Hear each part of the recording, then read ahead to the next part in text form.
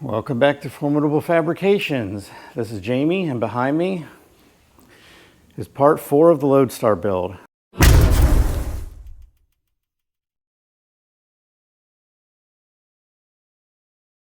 So this is the old bus chassis that I tore apart, and the project at hand is to put this axle under the other frame that we did the front axle swap on. So I already got some tools out here, just kind of playing around to see what I needed to do, and it's not looking great. This frame is actually pretty roached well. So I'm gonna have to do a little bit of torch cutting, probably more torch cutting than I was hoping to, but it is what it is. So what we need to do is take off front spring hangers, bump stops, shock tower hangers, and the best part, the air ride bags. Even though the air ride bags are dry rotted and probably trashed, I'm still going to take them apart as a unit for placement and measurement purposes. So I'm going to take all this off, drill holes in the other frame, and mount all this back in. Now luckily there is one silver lining. It's right here. You see there's a lip. This goes all the way to there, and there's one piece of steel in here that has all the bolt holes already in it. So I can take this piece of steel off, hold it up on the other frame, and use these holes as a template to drill the other frame. Now the bad side is this piece of metal is absolutely trashed. But for a template, it'll work great. I'm going to make a new piece like this to put in the new, I'm going to make a new piece like this to put in the other truck frame so I don't have to use this rusty crap. But in the meantime, it'll work as a template, but I got to get these bolts out. I was hoping to reuse these bolts, but I don't think I can. These nuts are just trashed. I was going to try and use an impact to take them off, but man, they're so rusted and tight. I'm just going to have to cut them off and buy new bolts, unfortunately. I like using these original bolts because they're like a grade 10, but I just can't get them off. I'm going to have to figure something else out. These are the worst. Any of the nuts that are inside I'm noticing are in bad shape, like this, that one. But all the nuts on the outside, like this and like that, they're in good shape. So the second part of this is on the other Ford frame. There's a double frame on it. So you have the main frame, and then you have another frame on top of it to add extra support. Well, that extra frame on top has rusted apart, and it can't be used anymore. I couldn't even trust it. And all it's doing is just making more rust in a bad situation. So we're going to take the good parts of this frame, which end here and go down there. So that's just dirty. I'm going to clean that up. Put some bed liner on it. It'll be great. We'll use this frame as the secondary frame to the other truck. So we've got to take all this crap off, just get these down to bare ribs, and bolt these onto the other thing. So anyway, enough yapping. Let's get started taking this axle off.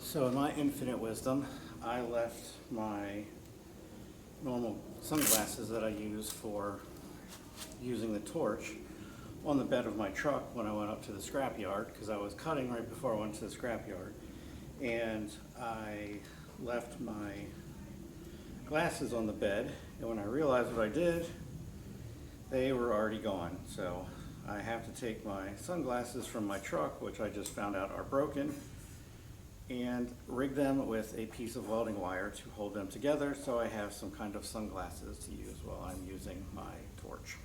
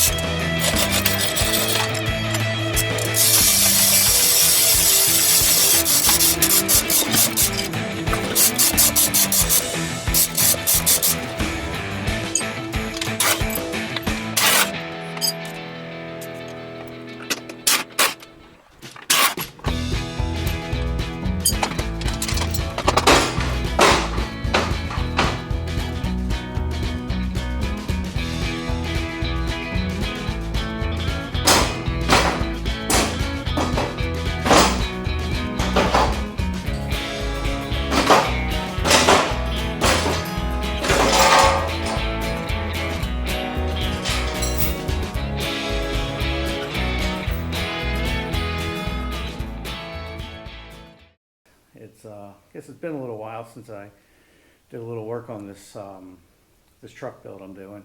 So been kind of busy the past few weeks, and this week my kid was sick, and which kind of made me sick, and I just didn't feel like doing anything. But I have a ton of stuff to do on this thing. I got a ton of parts, so I am kind of feeling like I should get out and do something. I don't really feel like doing anything today, but yeah, I'm just so tired of sitting around the house. So let me show you what I got so far. So I got the truck inside, I got the frame, and if you notice, the differential's gone from in there. I took that one out, sold it to the gear company, and they got me a nice rebuilt one. Well, they rebuilt it for me, I guess. So I have that to put in to the other rear end, not this rear end, but the bus rear end that has all the air suspension on it and air brakes and everything. So that's all. That's one thing that we have to do. So I got to take this axle out, or actually take the whole spring setup off. And then right here we have this double wall frame. If you can see, I already cut this section out just to kind of see what the underside of this frame looked like. Originally I wasn't going to use this frame. I thought it was in worse shape than it is, but it's actually in really good shape. So I got to take this piece off and this off, but I got to take the springs off because they're holding this on. This piece goes all the way under the cab, right past the fuel tank there. So essentially I got to take the fuel tank brackets off, take these brackets out, this bracket out, and there's one more bracket in here that needs to come out. So then I got to I'm going to strip all these brake lines out, all the wiring, pull all the wiring forward. And the drive shafts, I'm not sure how that's going to work out. So with this new axle that I got for here, I got that differential made to fit this style U-joint, which I'm hoping I can put the axle in and kind of line it up with the U-joint and everything will be good. Worst case scenario, I have to have the drive shaft lengthened or shortened a little bit. Not 100% sure. So really my plan for today is to at least get this axle out, because this gear lube that's in the bottom of this thing smells terrible. Even if I were to get it all out, it would still just smell. And the whole garage smells like old gear lube, and it's really disgusting. I'm not going to take it out of the plastic just yet until I'm ready to install it, but I had this one rebuilt. So with this truck, I wasn't going to take the transmission out just because it's already in there. Everything's lined up. It works fine. It's an Eaton 6406 without overdrive, which is supposed to be a really heavy-duty transmission. So with that said, I'm leaving that in there. This truck with the original gears, it had 410 gears in it. So this truck with those 410 gears, I was able to do about 70 miles an hour pretty comfortably without over revving the truck, which isn't bad.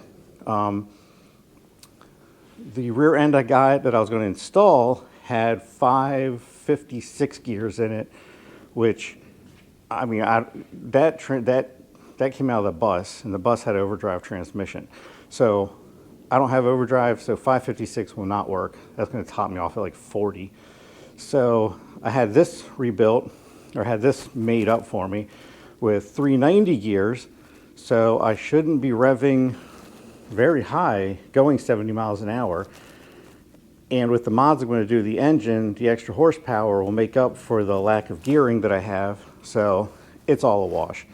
This thing was really peppy with 410s. I was really happy with it, and that's just a stock engine.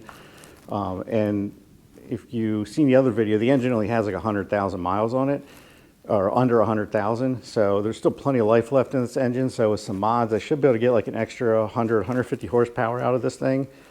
And I still should be super peppy even with 390 gears.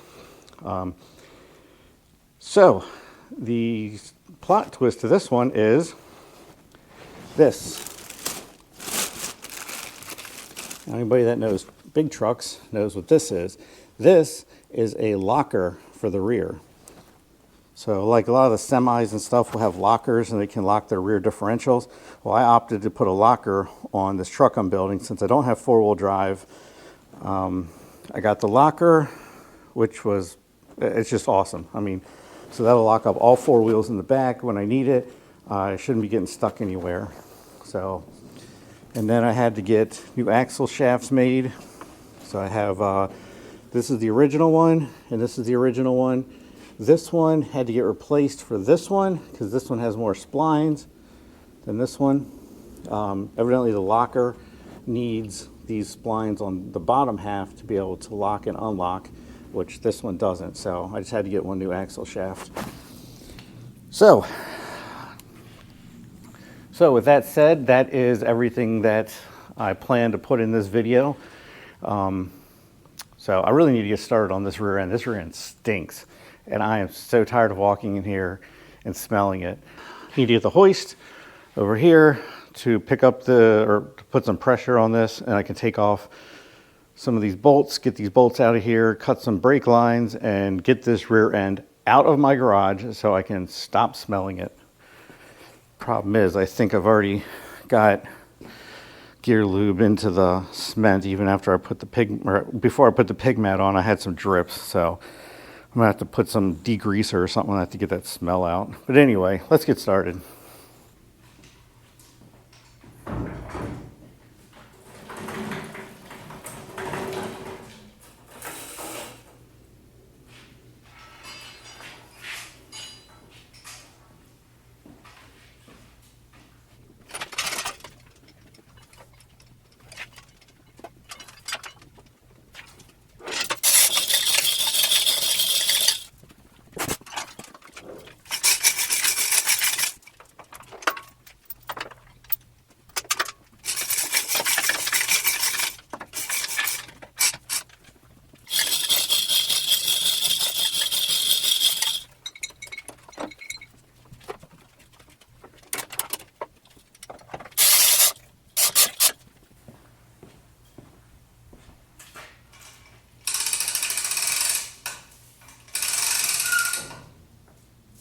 get this brake line off.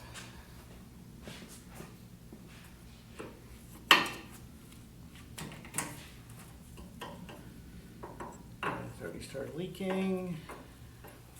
Get some pads ready.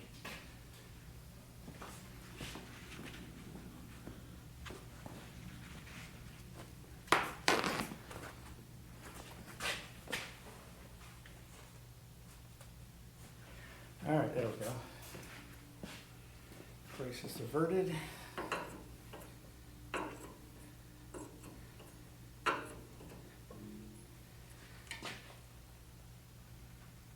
I swear this looks like it's trans fluid. Actually, it might be.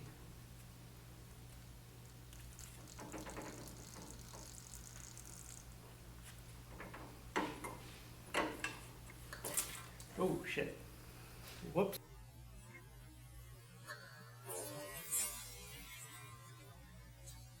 Whoa, shit.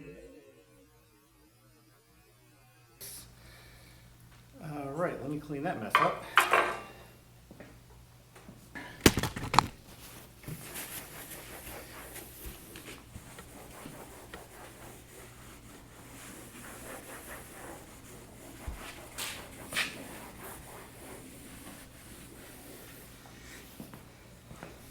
Holy crap. Got this crap everywhere.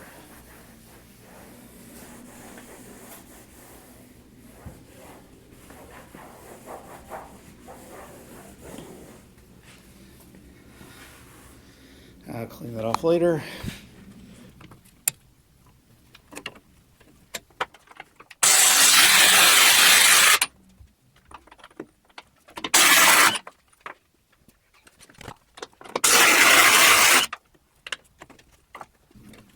I wasn't really wanting to do this, but it looks like I'm going to have to put some PB Blaster on because I don't know what smells worse, PB Blaster or gear oil.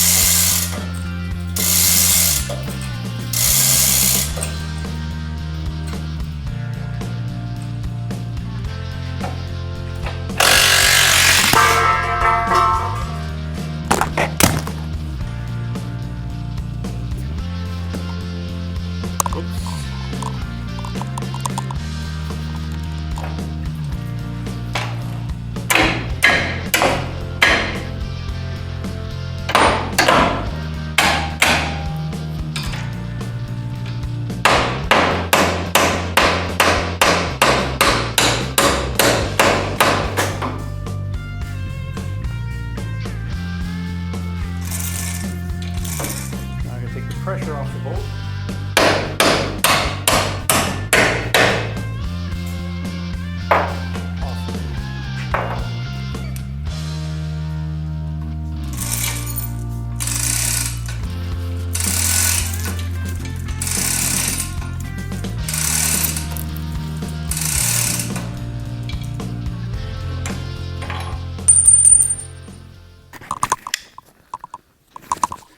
All right, so the axle is out. As you can see, there's all the bolts are out. It's just kind of sitting there. So I'm going to take the Bobcat. I'm going to pull this thing out, and then I made some really heavy-duty sawhorses. I'm going to put under the back. Before I put the Before I put the new rear axle in, my plan is to completely clean off this frame and completely sand this thing down, at least up as far as I can under the cab a little bit. I got new reinforcing frame pieces from the bus, a little bit bigger, so I just got to cut the bottom of them off, and they're going to stick right on here. I can get rid of these, or should I say, I can get rid of this one. See all the rust jacking? Get rid of this one, put a new one on, sand this one down, and really get it nice and clean. So you can see the paint is just starting to peel off on that. Like this one still has the paint on it. It's not in really bad shape. And the new brackets the new frame pieces I have are actually a little bit thicker than that frame too. So that's going to be really good support. I'm contemplating going from where those are all the way back as far as those pieces are. I think they're like 16 foot. So they'll probably take me like back there. Just reinforce this whole frame. Make it really strong. In all reality, I'm not going to be doing that much heavy stuff with this truck, but it's just nice knowing that it's all there. No questions about if I needed to haul something heavy for any particular reason, I could do it. And no matter what I do with the frame, it'll be solid because I do have a lift mechanism that I want to design and put on this thing for lifting up stuff on the back of the truck. So anyway, that's a whole nother story. So let's get this out so we can get this horrid smell out of here. I'm just so tired of smelling it. Now with the PB Blaster, it's just nauseating.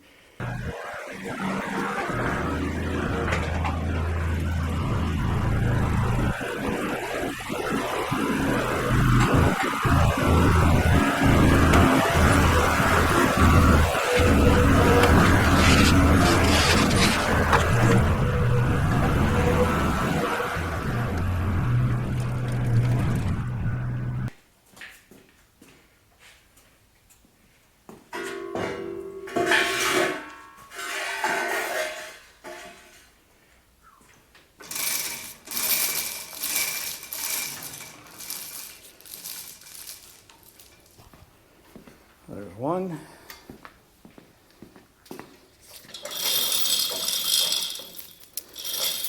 Two. All right, the axle's gone. Now I need to take everything off the frame and get it ready for cleaning and paint. All right, I'm gonna go inside for these. It's a little chilly and I'm tired now. So I'll see you probably tomorrow. Okay, so it's been a few weeks since the last video, and it looks like I'm not going to be doing the rear axle swap. So this is what I got so far. So I got this all stripped down. I got the braces there that need to be cleaned. I got this back brace. I'm just using it just to use the machine, the Bobcat, to like pick it up and move it. And like I got the drive shaft propped up. So pretty much I got like that extra channel I had mentioned before, that's all taken off back to like about there. So I'm going to clean all this off and get it painted, but that's not really going to happen anytime soon, only because yeah, we got some snow and it's supposed to be like in the 30s for like the next 2 weeks. So that's probably not going to get done. So in the meantime, I think I will start with the engine. So that's the engine, of course. So right here is the air compressor. So if you remember, I said that I was doing air brakes on the truck. So that air compressor actually fits right in here. That's the power steering pump. So this power steering pump is specifically for this engine without an air compressor. So when you put an air compressor in, there's a different pump that actually mounts to the back of this in here. And the air compressor runs through this crankshaft that goes to the gear that goes into the engine. So I've sourced a good bit of the parts, so I think I'm ready to do it. So I just got to take, there's a bolt here and a bolt underneath. That I'm just going to pull out, and I'm probably not going to disconnect the hoses just yet because I still need to get a bucket from outside that's probably covered in snow right now to get all this fluid out of here. And I think this oil fill tube may have to get moved or something, I'm not really sure. It's plastic and it's flexible. So I'm thinking if I can undo the bolts in here and like move it up so it kind of like goes more of like a shape, like instead of being like this S curve, kind of comes up and around, because I think the air compressor is going to hit it right here. So that's the plan. So yeah, let's get started. I'm really tired of seeing this thing around the garage because I've been like plugging all the holes, and I just started taking all the hoses off of it because I'm afraid of dust and stuff getting in this thing and contaminating it. So there's a lot of stuff I got to move around to get it to work. I got to take this off, which is essentially the thing that tells this thing to turn on and off. So I got to move this back to here, and I think it's really the majority of it, but it's still just a lot of stuff that needs to be done. So yeah, let's get started working on this.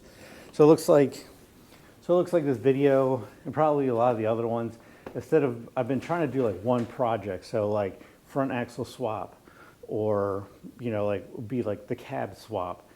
It's probably not going to happen that way. It's probably going to be like, this is what I got done this week kind of thing instead, because like you can see with like the rear axle, it ain't gonna, I can fit it, I can test fit it, but I can't mount it permanently until I get the rear frames done. But I can't get the rear frames done until I get them cleaned off, and then I can paint them. So it's like that step process. So I think the easiest thing is just to work on what I can and film it, so you can see progress of what's happening, but not like one specific project at a time. So let me know if you like that, or I mean, the only other choice is that I put out a project per video, but it could be 2-3 months, which I don't want to wait that long to get the video out, because each project could take 2 months, especially like if something comes up. So this way I can at least get X, Y, and Z done and get a video out so you can see progress, because I am making progress on it. It just might not be, and it gets weird when you get the videos where it's like the axle swap and then engine work, and then everything's out of sequence. So when you look at it, you're like, whoa, and I pan across and you'd be like, whoa, wait a minute, that's weird because that wasn't on there in the last video. When did he do that? And then it's like, then you got like 4 videos that all like bounce around and like really screw up the timeline, and then you start getting confused. So I think I'm just going to do what I got done these 2 weeks and then post videos on that. So let's get to work.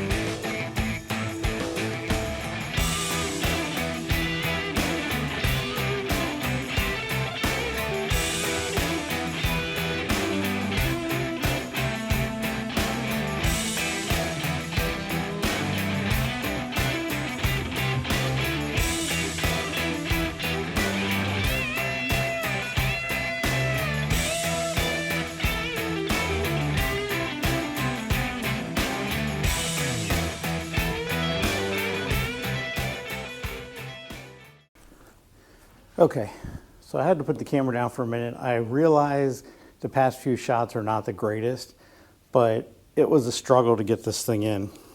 So this right here is the air compressor that was on the table out there.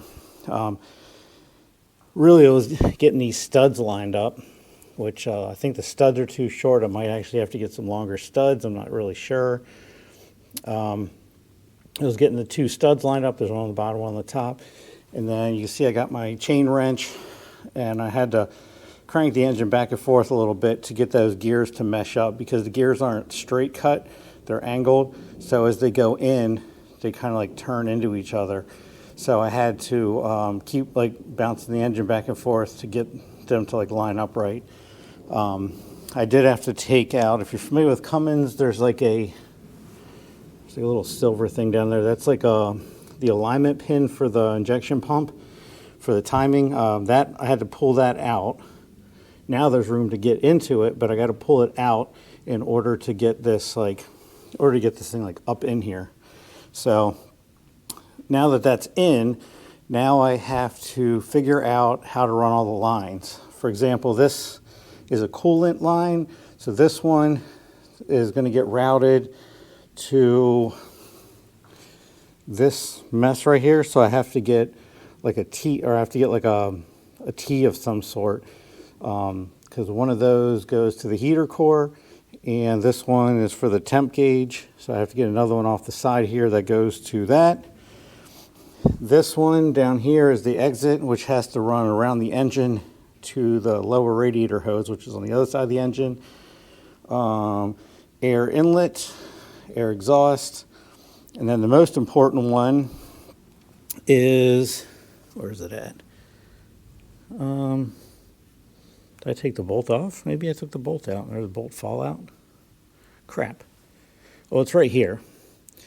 There's a bolt there, or there was a bolt sticking out. There's a hose that goes from there to one of the ports that's on the head of the engine, like back behind there. So I have to make all these measurements to get all the right tubing. So I just put this in as a dry fit just to see how it would fit, and it is a pain in the ass to get in there. I got to pull it out again. There's a gasket that goes in there, and then I got to figure out this stud length, because the studs are about half an inch too short to for those nuts to fully seat on there. So that's where the fun part is, just making all the measurements for the hoses, figure out what size hoses, how to run the hoses. And then I have like these little stub ends on here. That's for the governor to turn the air compressor head on and off. So yeah, there's a bunch of stuff I got to get hooked up, but that's definitely one major issue that I was dealing with. Oh, not only that, this thing has to be timed appropriately to the engine. So something about you have to time it so like none of the cylinders are at top dead center when that's at top dead center. I'm not really sure, considering there's two pistons in there. I'm not sure. I got to read up a little bit more on that, but you're supposed to like turn that like 5 degrees and make sure the head is it like -5 degrees. It's something weird like that. So like none of the pistons are lined up with these pistons. Something about them hitting at the same time that the engine hits. I'm not really sure. I've got to look into that a little bit more. But either way, major thing off my shoulder, just knowing that thing goes in and fits properly, even though it is a pain in the ass to get in there, because it probably weighs like 50 pounds. And doing it myself is a hassle, but it works. So let's make some hose measurements and get some hoses made up for this thing. All right, so it's been a couple months, like about a month and a half since I was working on this truck last. So just yesterday, I installed the air compressor in the truck, and I went to hook up some of the lines I had made and realized that the lines I made weren't actually what I needed. So I had to go back and get some lines made. So I'm back here today. I'm going to hook up some lines on this thing. I have the oil feed line, and then underneath we have the case drain. So this went in fairly easy. My biggest hang up was, if you can see these nuts right here, these nuts wouldn't fit on the original studs that were in the engine. So I had to find longer studs that would fit. So The threads are right at the edge of this. It's not what I really want, but they seem to work. And this isn't the only place the this isn't the only place the compressor is held up. Back here, there's a bracket which I haven't installed yet that mounts from the compressor to the engine block. But of course, that is some weird metric thread like everything else on this engine. So I'm just trying to figure out what these threads are so I can buy the right bolts, because all these flanges down here are all metric and they're all different size. They're all about the same size, but they're just I think these are like M14s and I think those are like M10s. So I'm just trying to figure out what all these things are. So let's get these. Let's get this oil feed line hooked up. And actually, once I get the oil feed line hooked up, I can actually crank the engine to see if we have oil pressure in this and to see if there's anything coming out of the K-string. So honestly, I haven't started this engine in probably about 6 to 8 months. So I probably should just crank it over just to make sure everything's good with it. Okay, so I tried to get some footage of me putting these lines in, but there's no room, and the camera shots would have been so terrible. So, but you can see, I was just finishing up putting in this this adapter bung. I can't figure out for the life of me what this hose. This is hose drains the oil from the air compressor, but I can't find where the hose. But I can't find what kind of hose it is. All I had to go with was the bung that was originally attached to the bottom of it, which was a 5/8 rubber hose. And from there, I just kind of have to go on. It needs like a 5/8 or even a 9/16 K-string to go into here. So this was a 1/2 inch threaded bung right here, and this is a 5/8 threaded bung. Or no, this is 3/8 and this is a 1/2 inch. So I had to kind of get a bunch of adapters. So I have to put this on, and then I have a right angle adapter. So I was having a hard time finding pictures of it, and not many trucks have this air compressor on it, even though it was an option. But where I'm located in Central Maryland, there's not a lot of old trucks around per se that I could just run out and look through. There's not a lot of junkyards around that have old trucks, so I'm kind of stuck with kind of going off some pictures, looking at the threads for everything, and kind of just making stuff work. I did get this hose, which fit perfectly. It was threads up top in the engine block and threads in the air compressor, and I was able to get adapters to get a normal American-style JIC fitting. So the hose is relatively interchangeable if it ever breaks. I don't have to worry about finding weird threads, and I was able to get swivel connectors.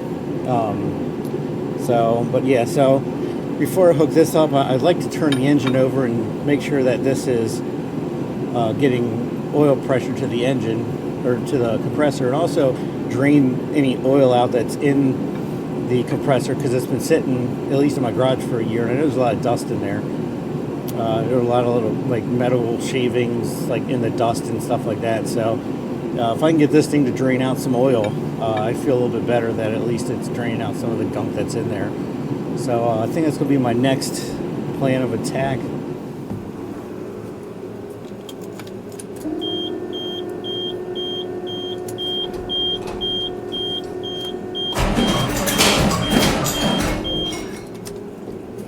Oh, Jesus Christ.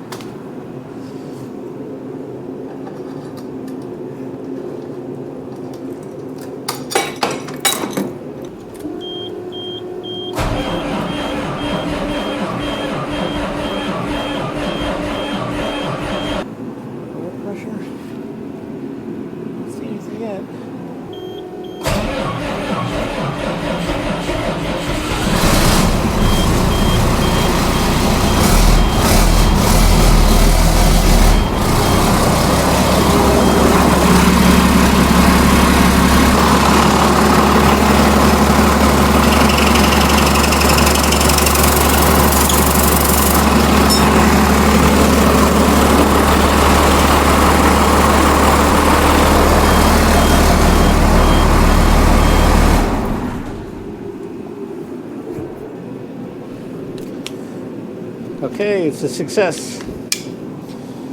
So I have that hooked, I have the intake hooked up, and then I have the exhaust, if you can see it. The exhaust for the air compressor is dripping out the bottom now of that tube. So now there is oil flow to it. It took a few minutes. I was starting to get a little worried that the oil wasn't getting to it, but it did. And then you see the oil right there. That's actually coming from the oil pan, from the oil splashing out of the little bung for that pipe to hook into. But yeah, so we're definitely dripping oil.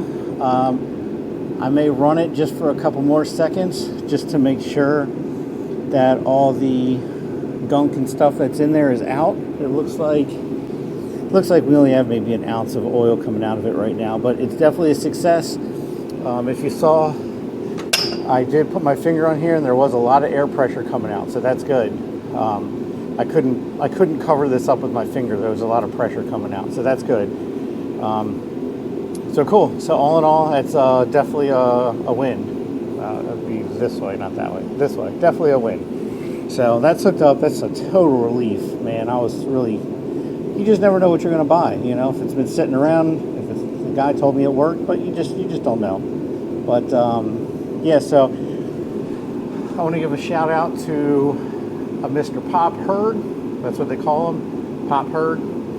I think he's in Oklahoma, if I'm not mistaken. And he's the guy that sent me the air compressor and the power steering pump that goes to it and the brackets that I needed. Gave it to me for a good price and packaged them up better than any packaging I have ever seen. He put them in a box, and when I opened up the box, it was like 2 inches of cardboard. The thing was jam-packed with styrofoam. As bad as UPS can be about bungling up boxes, this box was never going to get bungled up. Even though the damn thing weighed, I think it was like 80 pounds was the box, the whole total weight of it. It was heavy. I mean, that thing by itself weighs like 60 some pounds, I think. And that's a monster to maneuver. But putting that in a box with the power steering pump and then the two brackets, I think in like a pipe or something, it was crazy. But anyway, but shout out to Pop Hurd. Thanks a lot, man. He has a channel too. I'll put a link to his channel in the description. He does other projects kind of similar to me. So, but yeah, let's run this thing a little bit longer, get some more of that oil to come out. So make sure we have clean oil up in the air compressor. And with that, I think we'll be good for now. I can hook up the oil system and that thing will run. Then we have to hook up the coolant line. So yeah, let's run this thing for a few more minutes.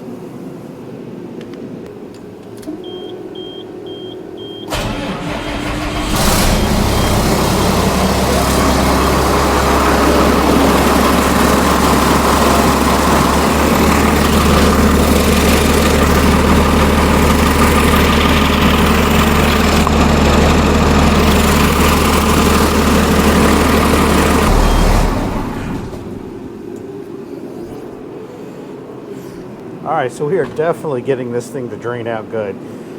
There's a nice steady stream, if you can see it, of oil just coming out of there real nicely. Alright, so yeah, it looks like we got about a solid cup of oil coming out. So once I wait for that to slow down a little bit, then I can put the bung on and have it go right back to the pan, and then that'll clean up all our oil leaks.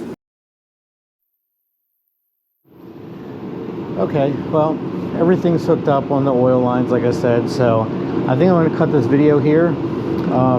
This video has been lapsed over like 3 months now, almost 4 months, and now I'm just starting to get to the point where I'm going to start putting a lot more stuff together, which will, if I waited any longer, this video would end up being like really long and drug out. Well, if you made it this far through the video, I really appreciate it. I know it's a little bit scattered on this one. I normally like to make like videos where it's like, I'll do this project and finish, but with this truck, it's not turning out like that. It's turning out to be like, what did I do today on the truck, like kind of thing. So that's kind of probably how this is going to end up keep going.